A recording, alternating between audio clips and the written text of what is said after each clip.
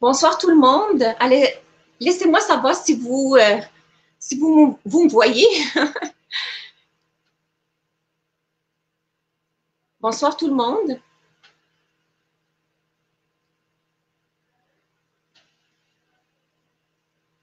Oui, c'est confirmé.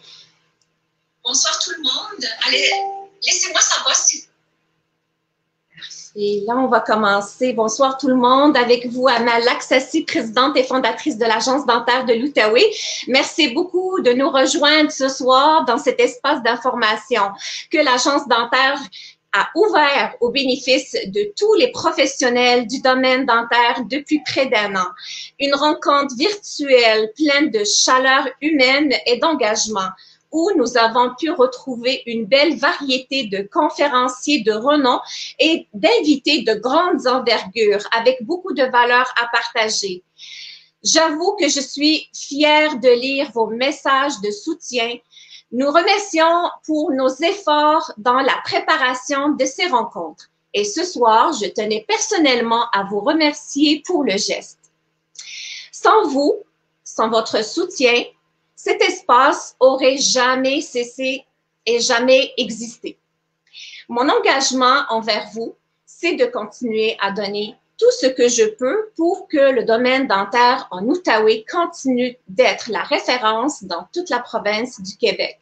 Ce soir, nous avons un invité très spécial, reconnu partout au Québec pour avoir le pouvoir de la parole, mais aussi le pouvoir de changer des vies avec ses conférences exceptionnelles. Communicateur hors pair, il nous offre toujours des messages percutants avec humeur. Il sait transmettre mieux que personne l'importance de l'attitude. Une attitude qui veut vraiment changer notre vision de cette pandémie qui nous affecte actuellement.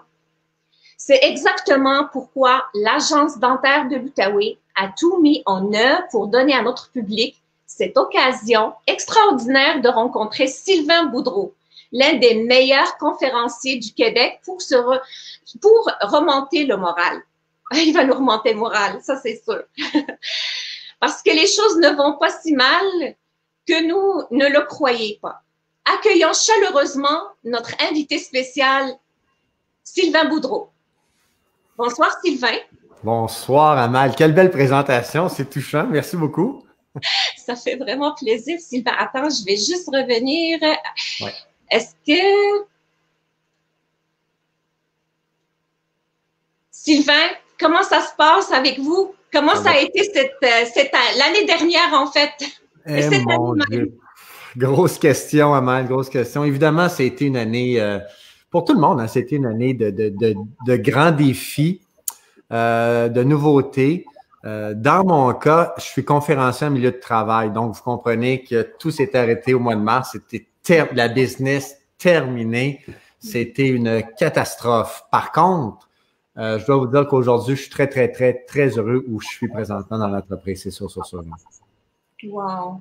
Donc, ça a été quand même une année où est-ce que toutes les conférences ont été annulées, les événements, ils étaient annulés, puis... Oui, tout. Moi, là, écoutez, juste, je vais prendre le temps de bien l'expliquer. Moi, l'année dernière, le 13 mars 2020, je revenais du Mexique. Je revenais de vacances, puis on m'a dit, Sylvain, tu dois aller chez toi faire une quarantaine. Hein? J'ai dit, c'est quoi? Je n'étais pas au courant. Donc, tu es 14 jours chez toi, tu ne peux pas sortir. J'ai trouvé ça extraordinaire. Je me disais, c'est des vacances. Donc, j'ai regardé du Netflix. Moi, je suis un gars qui s'entraîne beaucoup physiquement. J'aime ça m'entraîner. Je vais vous montrer. J'ai fait des vidéos sur... j'ai été très présent sur les médias sociaux. J'ai fait des vidéos avec des élastiques, comment s'entraîner. J'ai vraiment eu beaucoup de plaisir. 2 belles semaines. Sauf qu'au bout de 2 semaines, donc le lundi, le 30 mars, j'ai réalisé que non, ça ne serait pas des vacances et que ça allait, malheureusement, ça allait continuer longtemps. Donc, physiquement, j'ai senti un changement dans mon corps et je suis entré dans mon bureau, je me suis mis à travailler. Je pense que j'ai jamais autant travaillé de ma vie. Parce que je me suis dit, j'avais ma place, j'avais de la valeur, j'ai ma valeur et je conserverai ma valeur. Donc, il faut que je prenne l'initiative. Et je me suis mis à faire des vidéos de façon compulsive sur LinkedIn, sur Facebook. Ça a été très difficile. Et par contre, sincèrement, aujourd'hui, je suis très satisfait du chemin parcouru. Je vais vous dire, là, Amal, puis je le dis, C'était une période très difficile, d'accord? Bon. Puis est-ce que je suis content d'avoir vécu? C'était catastrophique. Bon, ceci étant dit, aujourd'hui, je considère que je suis un meilleur homme et un meilleur conférencier que je l'étais il y a un an. OK? Donc, avec du recul, je suis content d'avoir vécu ça. Pourquoi? Parce que dans mon coffre à outils d'homme et d'entrepreneur, je suis venu mettre des outils très performants qui sont là pour toujours. C'est-à-dire que s'il arrive une autre crise, puis c'est sûr qu'il y aura d'autres choses dans la vie, je suis plus solide, mieux outillé pour y faire face. Alors moi, je pense que ce qu'on a vécu, c'est un tremplin pour bien des choses. Puis vous savez, la nature humaine est fascinante. Hein? La nature humaine est fascinante. C'est-à-dire que moi, j'ai vu des gens qui se sont refermés, qui ont souffert, et j'ai vu des gens, au contraire, qui se sont révélés. D'accord? Qui se sont révélés. C'est extraordinaire de voir comme l'être humain a de la résilience, a des capacités. Ouais. C'est extraordinaire. Donc, tous ceux qui nous ont regardé, tous ceux qui ont fait preuve de curiosité, qui ont fait preuve d'ouverture d'esprit, tous ceux qui ont fait en sorte, qui ont été capables de jongler, de prendre le meilleur de ce qu'on a vécu, ben aujourd'hui, sont plus solides qu'ils l'étaient il y a un an, je suis convaincu de ça. Ouais. Oui, c'est vrai, Sylvain. Écoute, on va vraiment passer en détail sur tout ce que tu m'as vraiment lancé beaucoup de points, puis j'aimerais ça vraiment avoir tous les détails de comment tu as traversé cette épreuve-là pour nous inspirer, en fait. Donc, comme tu disais, la pandémie a changé la vie de nous tous, mais pour certaines personnes, il est plus difficile que d'accepter autant de changements. Comment canaliser le processus de changement avec une attitude plus positive? Bon. Dans un premier temps, OK, je te dirais que le premier message qu'il faut qu'on retenir, c'est que avec une attitude négative, c'est impossible de réussir. D'accord? Alors, je ne dis pas qu'avec une attitude positive, tu vas toujours réussir. Mais une chose est sûre, avec une attitude négative, tu ne réussiras jamais. Ça va? Donc, ça veut dire quoi? Ça veut dire que nous avons tous la capacité en nous de prendre ces épreuves-là. Dans le fond, j'ai toujours dit, c'est pas ce qui t'arrive dans la vie, c'est comment tu vas réagir. OK? Je connais des entrepreneurs, puis je vais le faire physiquement. OK? Je connais des entrepreneurs qui, quand c'est arrivé, exemple mars, avril, ont dit à leurs employés, c'est une catastrophe, je sais pas comment on va s'en sortir, je dois vous mettre à la porte, c'est épouvantable. OK? Et j'ai vu des entrepreneurs, au contraire, dire, écoutez, c'est un grand défi, c'est épouvantable, je ne sais pas comment on va s'en sortir, mais une chose est sûre, je vais faire des efforts, je compte sur vous, fiez-vous à moi, etc., etc., etc. D'accord? Donc, je répète, c'est pas ce qui t'arrive, c'est comment tu fais, comment tu réagis, quelle attitude tu auras pour aller plus loin.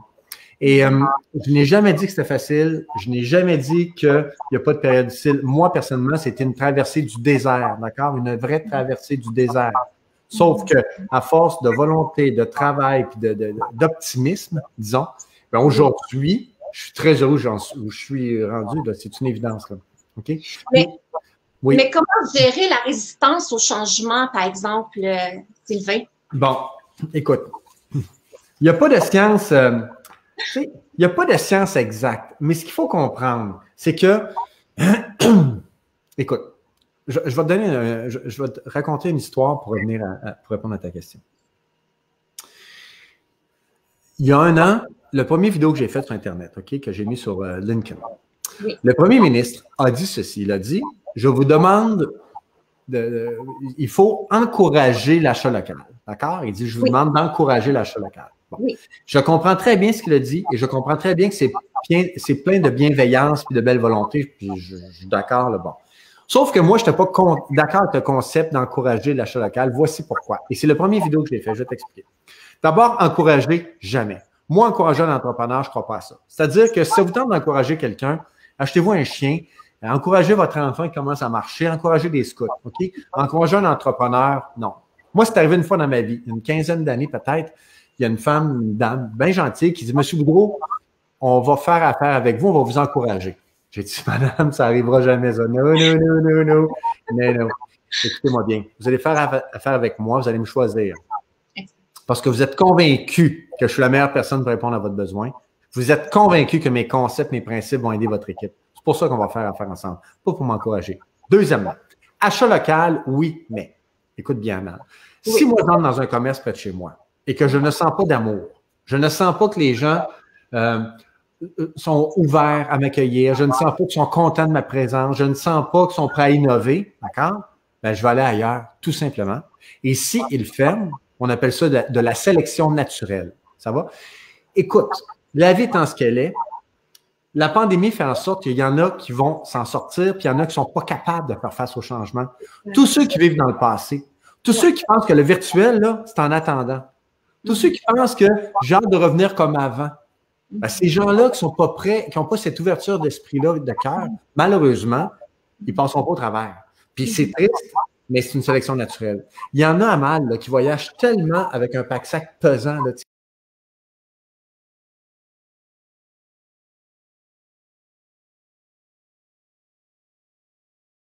regarde, je voyage léger. Ce que je ne peux pas contrôler, je ne peux pas le contrôler. Ce qui est arrivé dans le passé, c'est arrivé. Donc, tournons-nous vers le futur, on s'entend?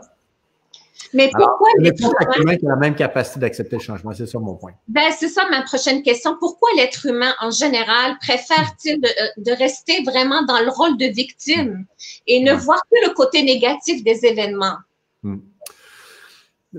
Bon, je ne veux pas te contredire, mais ce que je veux dire, puis je vais donner ma vision de la vie, OK? Oui. Moi, je pense que à la base, l'être humain est bon. Oui. Moi, j'ai toujours dit, la nature humaine est belle, la nature humaine est bonne. Bon, OK? Sauf que souvent, les exceptions ou les gens qui confrontent, ils parlent plus fort, on les voit plus, ils prennent plus de place. OK? Je vais te donner une statistique. Savais-tu qu'il y a environ 80% de la population, je te fais des chiffres, à peu près 80% de la population qui sont pour les mesures sanitaires. Oui. Il y a à peu près 80% de la population pour qui la santé, c'est hyper important. Ça va? Oui. Il y a 20% qui sont contre. Bon. Mais le 20% parle tellement fort, on les voit partout, qu'on a l'impression que la population est contre les mesures sanitaires, ce qui est faux. C'est 80%. Ça va? Puis moi, je vais te dire, chacun d'entre vous qui nous regardez ce soir, nous, en 2021, face à votre clientèle, face aux gens qui vous entourent, il y a deux mots importants à mon sens. Le premier, c'est le mot santé. Le deuxième, c'est le mot amour. Alors, je vous l'explique. Santé. Puis là, je vous regarde dans les yeux, OK, tout le monde? Que vous soyez pour ou contre le port du masque, on s'en fout. Que vous soyez pour ou contre les mesures sanitaires, on s'en fout. Une chose est sûre, c'est que face à votre clientèle, vous allez leur démontrer que leur santé vous tient à cœur. Si moi, je vais dans un commerce, que j'arrive là, ils ne portent pas le masque ou tout croche, puis qu'ils s'en foutent un peu, puis on sent que c'est pas important, je vais aller ailleurs avec un immense plaisir. Ça va? Donc, puis vos employés, ceux qui ont des employés, là, vos employés, 80% veulent être dans un milieu sécuritaire. Donc, on doit penser à la santé. Deuxième mot, amour.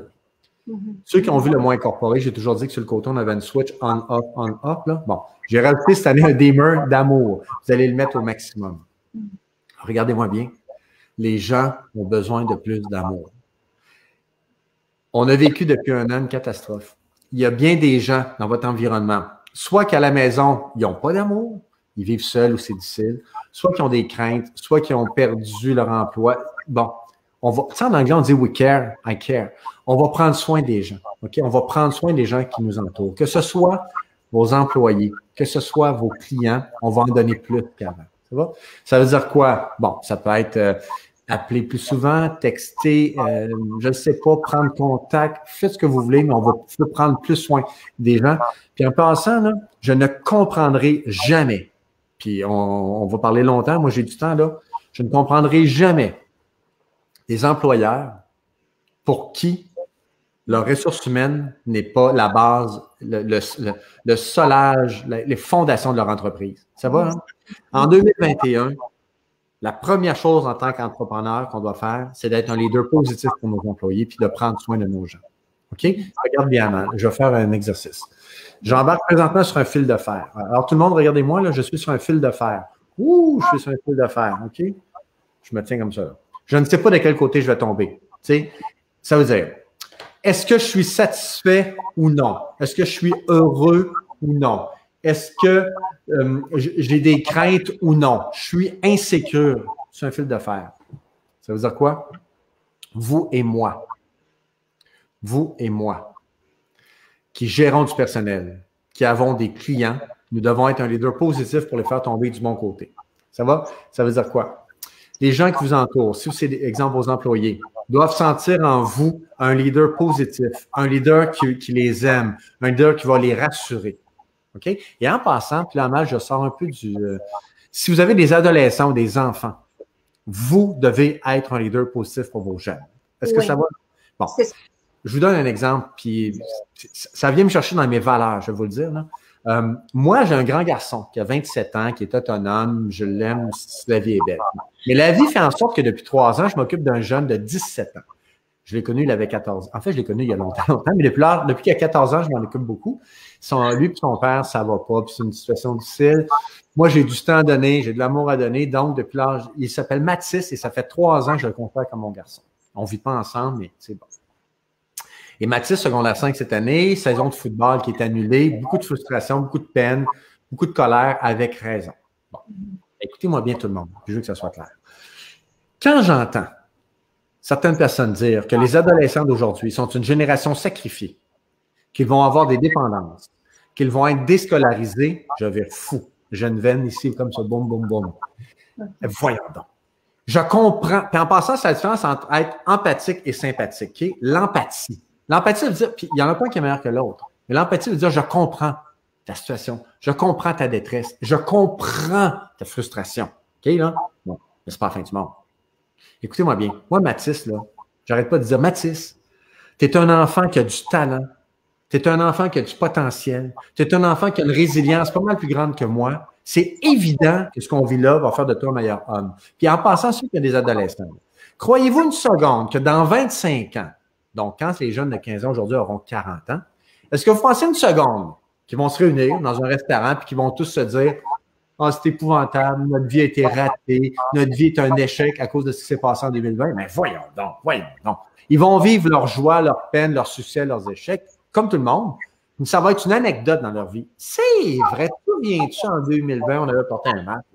Donc, mais ça, c'est les parents. Si vous dites à vos jeunes, je reviens sur mon fil de fer, si vous dites à vos jeunes, pauvre toi, tu fais pitié, puis le gouvernement t'aime pas, ils vont tomber de ce côté-là. Si vous dites à vos jeunes, regarde-moi, je comprends que c'est très difficile. Ta saison de hockey est annulée. Je trouve ça épouvantable, c'est une tristesse inouïe, tu as raison. Ceci étant dit, tu as du potentiel, tu as du talent, fais-moi confiance, ça va bien aller, go.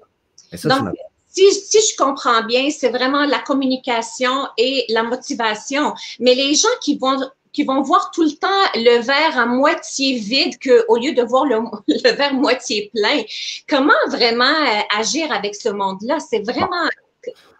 Ben, écoute, Amal, d'abord, là, je suis profondément convaincu qu'on ne peut pas toujours changer les gens.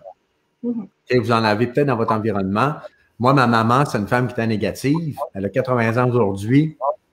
J'ai essayé. Le verre est à moitié vide. Qu'est-ce que je te dis? Bon, c'est ça qui est ça, là. OK. Donc, il y a des gens qu'on peut influencer positivement. Il y a des gens qui vont changer. Il y a des gens qui ne changeront jamais. Ouais. Est-ce que tu savais que, puis j'ouvre une parenthèse, tu sais, des fois, il y en a qui disent souvent, hey, on va travailler sur nos faiblesses. Tu sais, moi, je travaille sur mes faiblesses. Bon. Moi, je n'ai jamais fait ça, je ne crois pas à ça. Moi, je travaille sur mes forces. C'est-à-dire que moi, je suis le meilleur conférencier au monde dans ma tête. Puis mes faiblesses, il y a des gens autour de moi qui sont bien meilleurs que moi, vraiment, puis qui s'en occupent. Ça va? Alors, ce que je veux dire, c'est que il y a du monde que tu ne pourras jamais changer. Ceci étant dit, vous et moi qui sommes des positifs, nous avons 2 grandes responsabilités à prendre. 2, comme ça. La première, n'allez jamais vous faire contaminer par un négatif. Amal, nous sommes entourés de gens, des fois, qui veulent nous attirer vers le bas, qui sont négatifs. Vous et moi qui sommes des positifs, on ne doit jamais se faire contaminer. Jamais. Parce que la seconde que tu te fais contaminer par un négatif, tu viens de perdre. En passant, ça peut être votre chum, ça peut être votre blonde, ça peut être un confrère, une consoeur, ça peut être... Vous entrez au travail le matin, vous êtes rayonnant, plein de bonnes intentions, la vie est belle, et vous allez vous faire contaminer par un négatif? Jamais. C'est de lui donner trop de pouvoir. D'accord? Donc, première responsabilité, on ne se fait pas contaminer. Deuxième responsabilité, vous et moi qui sommes positifs. On doit prendre notre place. On doit prendre position. OK? Parce qu'il y a un dicton, vous connaissez, qui dit « Qui ne dit mot consent? » OK? Alors, je vous donne un exemple très simple que j'utilise dans mes conférences. Imaginez-vous qu'on est dans une salle, vous et moi présentement, une salle de conférence. On est une trentaine de personnes. Ça va? Écoutez bien. Si je dis ceci, hein? Il me semble qu'il fait froid. Il me semble qu'il fait froid. Et que personne ne réagit, qu'est-ce que je vais me dire? Ils sont d'accord avec moi, ils ont froid. Vous êtes d'accord? Donc, je vais aller monter le thermostat. Bon, on recommence. Si je dis, hein, il fait donc bien froid. Puis là, vous dites, non, Sylvain, il ne fait pas froid. Au contraire, on est très confortable. C'est pas froid du tout. Ah, ouais, vous êtes confortable, vous? Ah, ben, ça veut dire que c'est moi qui ne file pas. Je vais me chercher une veste. Comprenez-vous? Alors, prendre position, ça veut dire qu'il faut s'affirmer. Combien de fois j'ai vu? Donc, nous serions dans un milieu de travail, on est 5 autour de la table. Là, il y en a un qui chiale. Il y en a un qui chiale tout le temps. Le réflexe des autres, c'est souvent de se dire dans notre tête, je ne suis pas d'accord avec lui, pas en tout. Il a tort. Non, je ne suis pas d'accord, mais je ne le dis pas. Alors, si je ne le dis pas, il pense qu'on est d'accord avec lui. Comprenez-vous?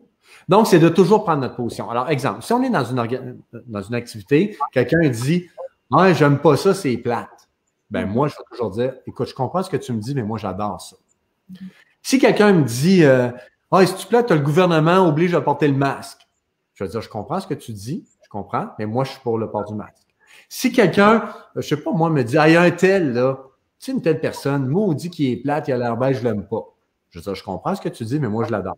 Alors, c'est toujours prendre une place, ne pas laisser le terrain au négatif. Ouais. C'est parfait. Sylvain, je vais juste prendre une minute pour remercier toutes les personnes qui sont en direct avec nous, mais on aimerait ça savoir si vous avez des questions. Sylvain est avec nous pour jusqu'à 8 heures. Alors, si vous avez des questions pour Sylvain, il est là pour y répondre. Laissez-nous aussi votre commentaire, vos avis, comment vous avez vécu aussi la pandémie, c'est quoi vos trucs pour s'en sortir? Fait que partagez avec nous, ça va nous faire plaisir de vous lire ce soir.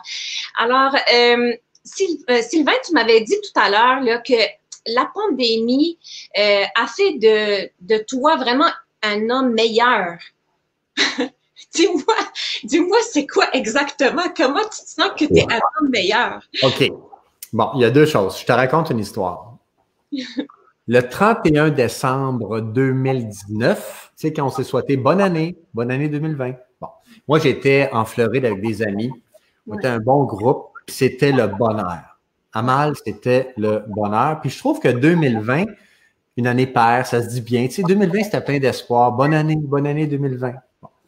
Si à ce moment-là, tu m'avais dit, Sylvain, en passant, durant l'année qui vient, tu auras une 5e conférence et tu feras des conférences virtuelles. J'aurais dit jamais. Et j'étais un gars assez intense, jamais. Moi, à l'époque, j'avais 4 conférences. Il n'est pas question d'avoir une 5e, ça ne m'intéresse pas. Et le virtuel, j'aime pas ça. Moi, je suis un toucheux, je suis un taponneux, j'aime ça être éclairé. Tu m'as vu sur scène, comment j'habite la scène, etc. Ouais. Je t'aurais dit non. Ouais, c'est vrai. Je t'annonce qu'une année plus tard, aujourd'hui, j'ai une 5e conférence que j'adore et je fais du virtuel et j'adore ça. D'accord? Ça veut dire quoi? Je te parle à deux niveaux. Le conférencier, Sylvain Boudreau. Je suis beaucoup plus solide qu'il y a un an pour 2 raisons. Ouais. J'ai une 5e conférence et je fais du virtuel, ce qui a augmenté considérablement mon terrain de jeu, puis le potentiel, c'est fou. Je suis tellement content. Je me sens tellement plus solide. Aujourd'hui, j'avais 2 conférences avec 2 belles organisations. Moi, je suis à Québec présentement. Ailleurs, tu sais, au Québec, là, j'ai pu partager mes passions, c'était fantastique. Deuxièmement, donc meilleur conférencier. Deuxièmement, meilleur homme. Pourquoi? Pour 2 raisons. Première raison, c'est que moi, ma vie avant, je te dirais que l'image que j'ai, c'est que je roulais sur l'autoroute, cruise control 118, une main sur le volant, comme ça, la vie était belle. D'accord? Et à un moment donné, on a frappé une tempête. J'ai enlevé le cruise control, j'ai mis les 2 mains sur le volant et j'ai fait ça. Ce qui fait que j'ai pris conscience de l'importance de prendre soin de soi, de l'importance encore plus grande de l'humain. OK? J'ai pris conscience de l'importance de ne rien prendre pour acquis. Donc, j'ai l'impression que j'ai une plus grande acuité, j'ai une plus grande ouverture, je suis beaucoup plus curieux que j'étais. Puis l'autre élément, je pense que la pandémie a mis en valeur des gens qu'on ne voyait pas. Okay? Il y a des gens qui n'existaient pas. Plus bel exemple, les préposés aux bénéficiaires. Personne ne savait c'était quoi un préposé. On savait que ça existait des préposés aux bénéficiaires. Ça ne fait pas partie de l'environnement. Aujourd'hui, on les appelle des héros. Moi, je reconnais ces gens-là. Amal, je reconnais les gens qui travaillent autour de moi, les gens que je rencontre. C'est extraordinaire. Vous tous, là, reconnaissez le travail des gens qui collaborent avec vous, vos employés, vos fournisseurs. Moi, Amal, c'est impossible, impossible. Si je vois quelqu'un qui fait l'entretien ménager, de ne pas le remercier, le féliciter. C'est impossible. Je vais virer de bord, je vais retourner le voir, comprenez-vous? Donc, je suis beaucoup plus reconnaissant de la vie et de l'impact des autres dans ma vie. Beaucoup plus que je l'étais il y a un an. Un beau témoignage de Mélanie Dubreuil, c'est notre présidente de la Fédération des hygiénistes dentaires du Québec. Elle dit, moi, j'ai trouvé aussi beaucoup de bons changements positifs au travail. J'aime beaucoup travailler avec la visière car ça se nettoie mieux que des loupes. Belle attitude de notre équipe face aux changements. Tout à fait raison. Tout à fait raison, Mélanie. Puis, écoutez, je vais vous dire aussi, si vous êtes dans le domaine dentaire, je comprends que le virtuel ne fait pas partie de votre vie comme dans ma vie. Par contre, il y a un point que je vais absolument partager à Mal, si tu me permets, ce soir. Il y a beaucoup de monde qui me disent « Ah, avec le masque, tu sais, le masque, la visière, on peut pas sourire, on peut pas donner d'affection parce que… » Ben voyons donc, c'est quoi ce raisonnement-là? Écoutez-moi bien, s'il y en a qui prennent des notes, là, ou en fait, prenez pas de notes, retenez-les, ça va être plus simple. Écoutez-moi bien tout le monde. Regardez-moi là. Le sourire, c'est une intention. Donner de l'amour, c'est une intention. L'enthousiasme, c'est une intention. D'accord? Moi, là, ça fait peut-être une demi-heure que je parle. J'aurais pu avoir mon masque, là, porter mon masque, et vous auriez senti ma conviction, mon enthousiasme. Vous l'auriez vu dans mes yeux, dans mon gestuel. Vous auriez senti que je suis heureux d'être avec vous ce soir. Ça va? Bon. Alors, même si dans votre milieu de travail aujourd'hui, surtout dans les cabinets de dentiste, il y a le masque, la visière, etc., ça n'enlève pas le fait que si vous êtes heureux de voir vos clients, puis si vous êtes rayonnant, on va le sentir. OK? Alors, pour moi, c'est une évidence. Le masque, en fait, le sourire, c'est une intention. Et ce n'est pas vrai qu'un masque va m'empêcher de passer une émotion. OK? Alors, je trouve que souvent, les gens ont tendance, comme tu le disais tantôt, à être négatifs. « Ah, c'est plate, un masque. Ah, c'est… » Voyons donc, arrête de dire ça. Tu sais, il y a des gens qui ont tellement perdu dans la vie. Nous, on est en santé. En tout cas, je parle pour moi. On est en santé, tout va bien. Il faut que je porte un masque pour aller à l'épicerie. Voyons donc, c'est pas un problème pour moi, ça. Comprenez-vous? Tu sais, tantôt, je parlais des adolescents, là. Je parlais des adolescents, pauvres petits. Puis, tu sais, je vois tellement de parents, pauvres petits, mon gars peut pas jouer au hockey, il fait pitié, c'est effrayant, le gouvernement n'est pas fin. Ben, voyons donc, qu'est-ce que c'est ça? Puis moi, je vais vous dire de quoi, là. Chaque enfant aujourd'hui qui est désolé, détruit parce qu'il ne peut pas jouer au hockey, là, prenez-le par la main, là, puis emmenez-le à Sainte-Justine, à Montréal, ou emmenez-le au CHUL à Québec, voir des enfants de 10, 12, 15 ans qui sont hospitalisés pour une leucémie, qui sont hospitalisés parce qu'ils ont des problèmes de santé, qui font des séjours à l'hôpital depuis le début de leur vie, puis va leur dire à ces jeunes-là, là, ben lui, il est malheureux, il ne peut pas jouer au hockey. Voyons, non, on est complètement ailleurs. Et je veux que ça soit clair, je vais le répéter. J'ai beaucoup d'empathie. Je reconnais la détresse, la frustration des adolescents. Je crois qu'il faut en prendre soin énormément. Est-ce que ça va, là? Mais nous, en tant que parents ou en tant que phares, ceux qui ont vu le moins, en tant qu'adultes, on a le devoir de les emmener du côté positif, de les rassurer, de les faire grandir dans cette épreuve-là. Voyons donc. Il y en auront d'autres épreuves dans leur vie. Oui, oui. Je vais juste demander à toutes les personnes qui nous écoutent de aimer et de partager cette transmission avec vos collègues, vos amis. Ça vaut vraiment la peine de partager vraiment cette belle discussion avec Sylvain. Sérieusement, Sylvain, c'est très, très intéressant. La richesse de l'information. Puis, je demande à tout le monde, si vous êtes d'accord avec Sylvain, témoignez, posez vos questions, n'hésitez surtout pas. Puis là, là, je trouve ça cute, là, de Nathalie aussi, qu'elle dit, on peut sourire avec nos yeux. Tellement vrai. Exact. Puis là, Tina Normand, elle dit tellement les relations horizontales sont à privilégier. Tout un chacun est important. Sourire sécrète de la dopamine et la sérotonine, c'est vrai, les hormones de bonheur. Nous parvenons à sourire avec nos yeux. C'est vrai. Ouais. C'est tellement vrai, Tina, tu as tellement raison. Là. Puis, tu sais, on s'entend que ceux qui ont vu le moins incorporer mes spirales, OK, mes spirales, là. Bon, positives, négatives. Si je me lève le matin, puis je décide de focusser sur ce qui va bien dans ma vie, dans ma job, dans mon couple, je vais en trouver. Si je décide de focusser sur ce qui va mal dans notre société, donc je vais en trouver, il y en a. Fait que, tu sais, quelqu'un, c'est toi qui décides. Si tu te lèves le matin, tu focuses sur tout ce qui va mal, puis sur les pertes, les restrictions, puis c'est épouvantable. Au Québec, il y a un couvre-feu à 8 heures, c'est effrayant. C'est sûr qu'il faut être là-dedans. Mais si de l'autre côté, tu te dis, hey, couvre-feu à 8 heures, y a-tu rien là? Voyons donc, on va prendre une marche avant, c'est juste, voyons donc. La vie va être beaucoup plus facile. Fait que c'est beaucoup notre façon de voir les choses. Hein. Oui. Sylvain, arrêtez de se plaindre et de chialer, accepter la situation. C'est un message qu'on retrouve souvent sur vos réseaux sociaux et sur lequel ça vaut la peine de s'arrêter. Est-il possible que nous plaignions excessivement de la pandémie? Est-ce que tu trouves qu'on se plaint beaucoup là, de cette pandémie-là? Écoute, là, tu me demandes, c'est très personnel comme réponse, là, mais je vais te donner mon opinion la plus transparente possible. Okay? J'ai plusieurs choses à te dire. Dans un premier temps, c'est planétaire.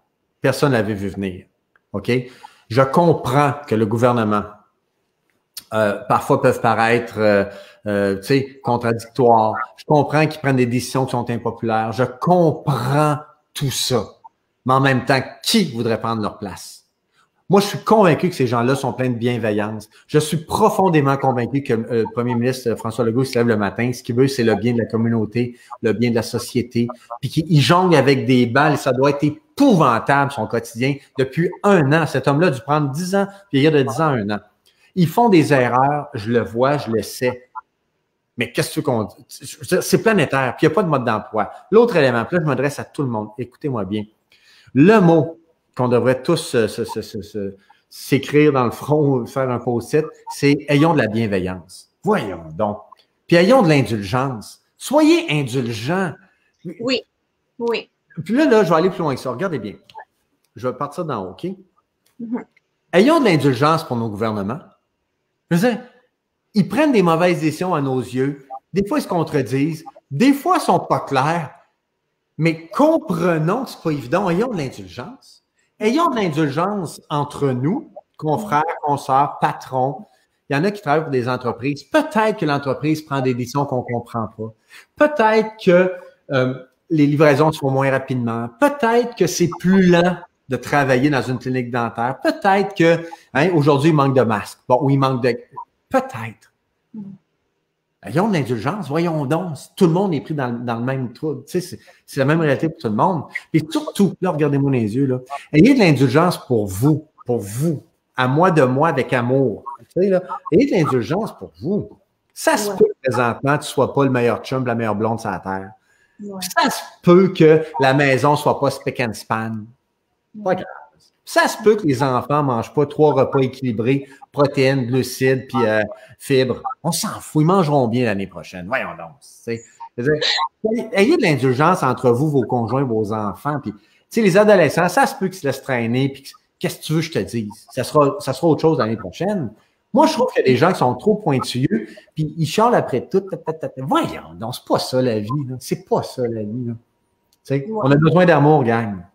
Regarde, un beau témoignage ici de Madame Odette Brisson. Elle dit « Je crois fondamentalement que nous choisissons comment nous allons passer la journée, heureux ou malheureux. On ne peut pas toujours être high de 100%, mais on n'est pas obligé d'être low à 20%. Personnellement, j'ai perdu mon conjoint dès 47 ans dernières années. 47 dernières années, quelques jours avant le début de la pandémie. Oui, j'ai pleuré et je pleure encore, mais je fonce aussi et vis chaque jour comme un privilège. Odette, vous puis moi, on est dans la même gang. Odette, vous puis moi, on est comme ça. D'accord? Là, je veux pas parler de votre conjoint, Odette, là. Mais là, ce soir, c'est intime. C'est pas le conférencier, c'est Sylvain qui vous parle. OK? Odette. Tout le monde va mourir. On s'entend? Oui. Moi, des fois, je regarde des stades, là. Il y a 100 000 personnes, les 100 000 vont mourir. Je vais mourir, puis ça me fait pas peur, puis ça va arriver. Mon point, c'est que... Puis moi, j'ai perdu 2 personnes très importantes dans ma vie, vraiment, OK, là. C'est une catastrophe. Mais en même temps, aujourd'hui, tout ce que j'ai, c'est des bons souvenirs, entre autres de Pierre, mon parrain. Il m'accompagne tous les jours. À tout bout de champ, je pars à rire parce que je pense à lui. Puis je sais qu'il est là. Puis j'ai droit au bonheur. Puis je suis convaincu qu'il veut que je sois heureux. La vie continue. Puis la vie est belle. Alors moi, je suis entièrement d'accord avec vous. Puis je ne minimise pas la peine. Ce que je dis, c'est que c'est pas parce que quelqu'un décède ou quelqu'un a une tragédie qu'on doit être plusieurs à être affectés. Je ne sais pas si vous me suivez, là. J'espère que je suis clair, là. Dans le sens que je ne minimise pas l'impact de la peine. Mais moi, je suis d'accord avec vous. La vie est un cadeau. La vie est un privilège. Moi, en passant, j'ai 55 ans. Je vais avoir 56 ans. Puis il y en a qui me regardent, c'est vraiment, t'es vieux. Hein? Je suis vieux. C'est un privilège. Je suis rendu là. Il y en a qui ne se rendront pas à 55 ans. Moi, je l'ai fait. Merci la vie. Si je me rends à 60, 70, mais encore plus grand, merci la vie, comprenez-vous, là? Moi, je suis un amoureux de la vie. C'est aujourd'hui, c'est ça la vie. Voyons, non, c'est de l'apprécier, là. Fait que, Odette, je suis d'accord avec vous à 100%. On a parlé tout à l'heure d'apprécier vraiment les préposés aux bénéficiaires, les personnes qui travaillent dans le ménage, même dans nos équipes. Mais ça arrive aussi dans le domaine dentaire. Là, nous voyons que les équipes travaillent dur et avec passion, comme jamais auparavant. Ils sont en train de surmonter de vrais défis personnels et professionnels. C'est facile de perdre la motivation dans ce scénario. Comment vraiment stimuler de l'enthousiasme et de la motivation dans une équipe débordée par le difficile rythme de travail de pandémie? Mais j'aimerais aussi poser la question à tout le monde qui nous écoute, comment ils stimulent de l'enthousiasme et de la motivation dans leur quotidien? Fait que je te laisse répondre, Sylvain. Il y a deux volets à ta question, d'accord? Ouais. Le premier, c'est ceux qui ont à rayonner sur les autres, c'est être des leaders positifs. Alors, tous ceux parmi vous, je veux juste je te raconte une histoire. Quand, dans les années 90, quand j'ai commencé mon entreprise, il y avait une expression, on disait du B2B. Souviens-toi, B2B, business to business. C'était moi, je suis dans le B2B. Après ça, il y a eu le B2C, business to customers. Moi, je suis dans le B2C, etc. Aujourd'hui, c'est quoi? H2H, human to human. D'accord? Et pour moi, ça, c'est une évidence. Ça veut dire quoi? Tous ceux. Puis en passant, là, vous savez qu'une société, enfin, une organisation est faite, toute organisation est toujours faite comme ça. Un gouvernement, une équipe sportive, une entreprise. Il y a un premier ministre, il n'y en a pas 200. Ouais. Bon. Tous ceux parmi vous qui êtes en haut ici, on dit que ça représente à peu près 10% de la population. C'est-à-dire, vous avez des responsabilités, vous êtes gestionnaire, vous êtes entrepreneur. Bon. Vous avez le titre, bravo, mais ça vient avec des responsabilités. Et la première responsabilité, c'est d'être un leader positif pour vos équipes, pour votre monde, OK? Vous devez rayonner sur ces gens-là, vous devez en prendre soin. Vous devez mettre en place des conditions où ces gens-là vont pouvoir s'épanouir, OK? Il faut donner plus que moins, il ne faut pas être radin. C'est le temps de donner. Puis en passant de donner, je veux que ça soit clair, là, il y en a qui pensent, ouais, je veux plus d'argent. C'est prouvé que l'argent n'est aucunement un facteur de motivation. Aucunement. OK? Le vrai facteur de motivation, c'est quoi? C'est de montrer à tout le monde que tu en prends soin, leur donner des responsabilités, les valoriser. C'est ça qui fait qu'un humain est bien dans un milieu de travail. OK? La communication. Donc, ça, c'est le premier élément. Deuxième élément, pour répondre à ta question, c'est qu'on a une responsabilité personnelle, tout le monde. Nous avons tous une responsabilité personnelle. Ceux qui ont vu le Moi Inc., OK? Moi, je suis le président du Moi Inc., dans lequel il y a plein de départements. C'est la même chose pour chacun d'entre vous, là. Moi, je gère Sylvain Boudreau Incorporé dans mon département à moi. OK? Il y a un département qui s'appelle alimentation, entraînement physique, famille, travail, spirituel, vacances, etc., bénévolat. C'est à moi de gérer ça. Et moi, ce que je dis dans ma conférence, le Moi Inc., c'est qu'il faut faire l'inventaire. Amal, faites, je le dis à tout le monde, faites l'inventaire du Moi Inc. Il y en a des fois, ils vont me dire, tout va mal. Ben, tout va mal, c'est impossible. C'est absolument impossible. Non, c'est pas vrai que tout va mal. Moi, l'année dernière, à mal, tout s'est écroulé dans ma vie professionnelle. Ça allait vraiment très mal. Tous les soirs, je faisais l'inventaire. Ça veut dire quoi? Regarde bien. Bon, faisons l'inventaire. Ma santé va bien. C'est un beau département. Mon fils va très bien. Un beau département. Comprends-tu? Là, j'arrivais, bon, ce département-là va mal, lui va mal, lui va mal. Mais sur 8, il y en a 5 qui vont bien. C'est pas pire. L'inventaire est bon. Ça va? Donc, à chaque fois que vous vous dites tout va mal, prenez le temps de réfléchir puis faites l'inventaire de vos départements. Ça va? Donnez-vous de l'amour. Tantôt, là, je parle d'indulgence. Donnez-vous d'indulgence. La plus grande justice sur Terre, c'est que tout le monde a 168 heures dans une semaine. Retenez ça. Tout le monde a 100, tu peux pas en avoir 180, c'est 168. Ça va? Donc, sur le 168 heures, je sais qu'il y en a qui travaillent fort, puis je le comprends, puis des fois, il y a des rushs. Mais donnez-vous du temps de qualité à moi, de moi avec amour. Ça va? Les dernières statistiques, je parle pas de vous, là, je parle en général, OK? Les dernières statistiques disent qu'en moyenne, les gens passent au-delà de 45 heures par semaine devant un écran. Tablette, Facebook, télévision. 45 heures par semaine. Ça va, là? Prenez votre 45 heures de moyenne. On le baisse à 35. Ça va? Juste vous rappeler que 35, c'est 5 heures par jour, tous les jours de votre vie. De 45 à 35. On vient de récupérer 10 heures. 10 heures, c'est plus qu'une heure par jour. De détente, de yoga, de lecture, d'entraînement, de marche. Une heure par jour. Et ça va transformer le monde, je suis convaincu. Donc, ce que je veux vous dire, c'est que le gouvernement a des responsabilités, l'employeur a des responsabilités importantes, mais nous, en tant qu'individus, on a des responsabilités aussi. De se donner du temps, de se donner de l'amour, de prendre soin de soi, de relativiser les choses aussi. Relativiser les choses. J'ai ici un beau témoignage, j'ai dit la méditation. Donc, c'est vraiment… Chaque matin pour apprécier la vie. Vois-tu, Carole, je suis d'accord. Puis Carole, ça là, je veux juste revenir sur ce point-là. Il y en a qui disent qu'ils n'ont pas le temps. Le temps, là, puis faites-vous un poster dans votre maison. Je n'ai pas le temps. Le temps, c'est pas quelque chose qu'on a, c'est quelque chose qu'on prend. Si vous attendez d'avoir le temps, vous ne l'aurez jamais. Si tout le monde, on décidait, là, nous tous, qu'à partir de demain matin, on va faire une demi-heure de méditation ou de marche à l'extérieur parce que c'est une forme de méditation. OK? Donc, tout le monde, ce soir, on va mettre notre cadran une demi-heure plus tôt. C'est-à-dire, tout le monde, on va aller se coucher tantôt une demi-heure plus tôt pour se lever une demi-heure plus tôt pour faire notre demi-heure de méditation ou de marche. Je vous le dis, là, on transforme notre vie. C'est pas compliqué. Au lieu d'être devant la télévision, d'être devant Facebook jusqu'à 11 heures, là, bon, ben, couche-toi à 9h30, là, lève-toi à 5h30, va prendre une belle marche. Ouais. Ta journée va être transformée. Ça part de nous beaucoup aussi, comprenez-vous? Définitivement. Là, j'ai un autre témoignage de Camilla qu'elle dit « On apprend chaque jour d'apprécier plus. On réalise chaque jour qu'on n'a pas assez apprécié hier. » La pandémie est une période non éternelle. Elle a raison.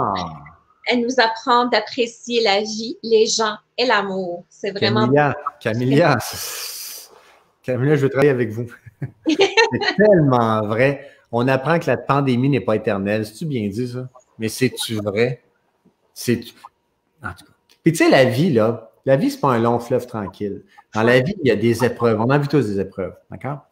Et pour certaines personnes, la pandémie au niveau du travail, pensons aux infirmiers, infirmières, pensons aux préposés bénéficiaires qui ont dû travailler très, très, très fort. C'est une période très difficile. Hein? Il faut prendre soin de ces gens-là.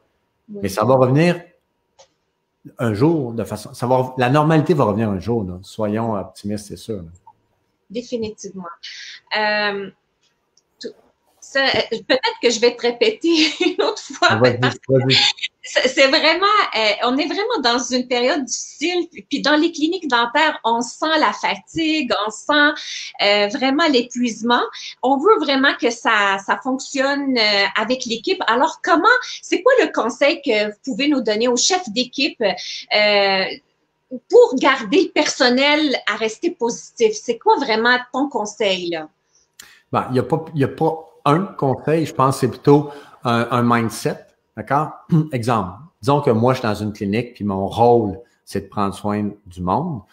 Bien, ça dépend beaucoup de mon état d'esprit, mon mindset. Alors, si je décide de gâter les gens, je leur donne de l'amour, OK? Dans une de mes conférences, j'explique que le succès, c'est un détail, puis c'est un détail, puis c'est un détail. C'est juste des détails, le succès, d'accord? Donc, dans cette conférence-là, j'explique la différence entre le prix et la valeur des choses. Un prix, une valeur. OK? Alors, je vais donner un exemple. Si je décide de t'acheter, je sais pas moi, des petits chocolats, le prix, c'est pas grand-chose, mais le plaisir que je vais te procurer, la valeur va être importante.